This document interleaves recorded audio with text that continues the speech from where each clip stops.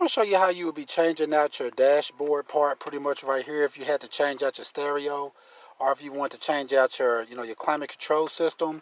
All you would need to do is come right here to the side of it, kind of wiggle and pull on it just like that.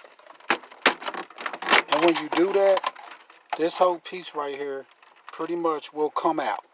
Then back here you can get to all your wires and all that. If you got to unplug this part to take this whole piece out.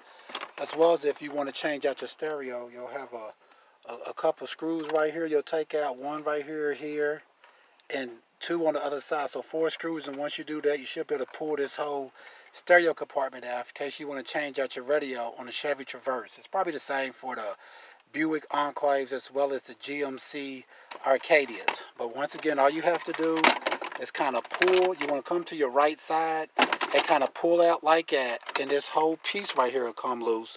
And of course, if you're having a problem with some of your climate control parts, you can just unplug all that right back here like this, and then this whole thing will come free. That way you can change it out.